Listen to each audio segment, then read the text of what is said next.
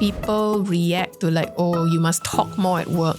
They imagine, oh, talk more at work means I gotta talk 2-3 hours about highly emotional things. You mean I need to open up my chest of like all my deep dark secrets? Is that what talking about work and being personal means? And I guess I really want people to see that being authentic at work, sharing a bit more of yourself doesn't mean inappropriate oversharing and putting out things that you're actually not comfortable or not wanting to share. Yep. Yeah, it just means like let's create a safer space for us to be a little bit more honest about what are we really thinking, feeling, and wanting to do that's affecting the way we work or relate to each other. Yeah.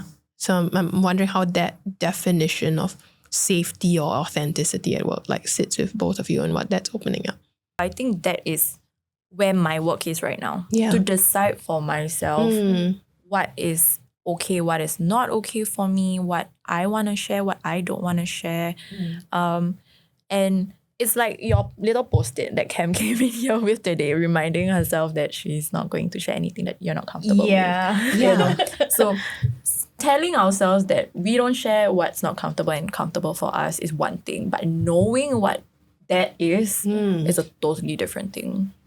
Because coming into any space or any conversation, sometimes it just calls for a certain part of yourself to be presented, or sometimes the topic just brings you to something. And in that split second of, okay, do I share, do I not share, it's sometimes a bit, the reaction time for me, I speak for myself when I say the reaction time is something I'm still learning to quicken up. Yeah, and trying to discern.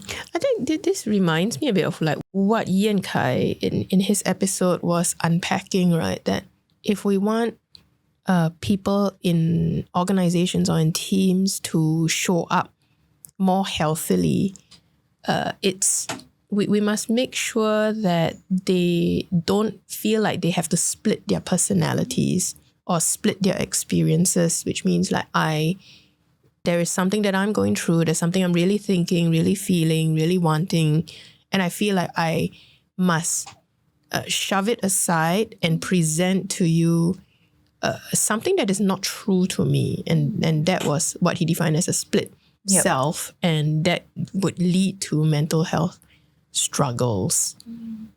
Yeah. And I think that's, for me, I think that's different from I have parts of my life experience that I don't think need to be brought to work, and my not bringing it to work actually helps me feel still pretty whole, and I don't experience a split in personality. Yeah. I'm sitting with the descriptor that you used, that I have to go grey.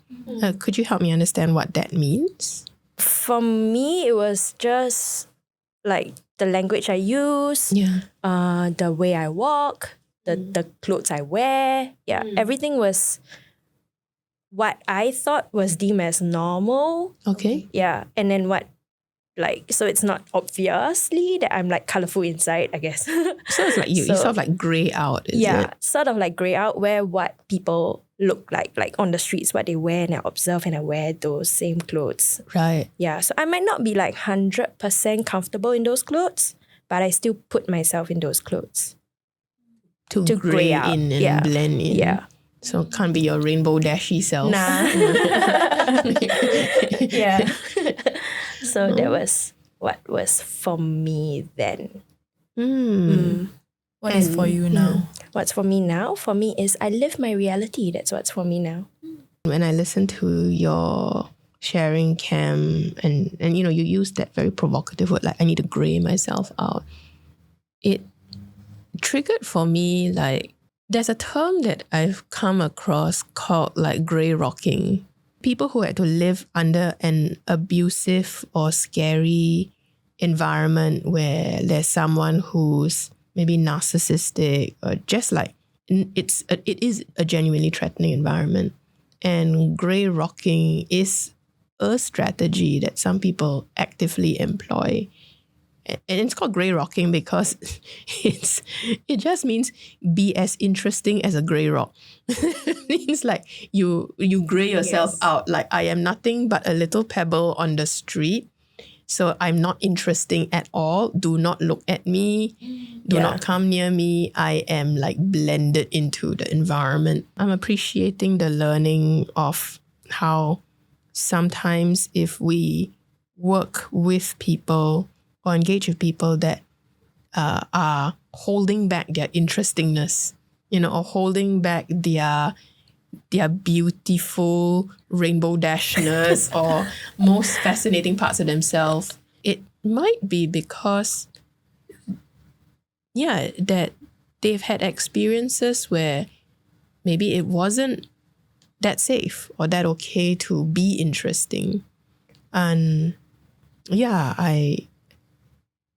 I feel there's a need to appreciate that maybe not everyone is ready to share or open up, and we kind of have to acknowledge that sharing and opening up about what's going on for us is also a privilege.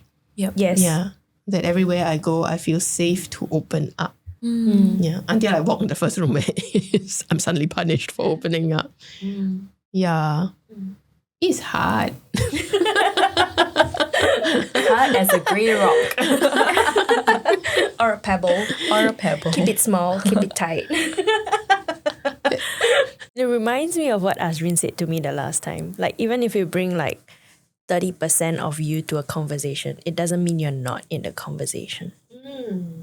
Yeah, I don't think she remembers. No, I never remember anything. Because I struggled with whether or not I want to bring myself 100% into any conversations. Yeah. And then for me, it was like, if I don't bring, am I being real? That was the question I had. And then when she brought it up, I was like, oh, that's interesting. Just because I bring like just only 30% doesn't mean that I wasn't there. Yeah. Like, minimally, I was there. Yeah. And just that I shared 30%. 70%, 30%, 100% of me is still there. Yes. Yeah. Yeah, I think that's a beautiful definition. Like, 100% of you is there. I shared 30% of my 100%. Yeah. And the other 70% maybe is not necessary for me to put on the table because it makes me feel not safe if you're trying to dig into that 70%, which I think is not appropriate. Yeah, and maybe 70% comes up in different ways. So maybe 30% is sharing, but 70% is being present. Yes. So then that's also 100 ma. Yeah.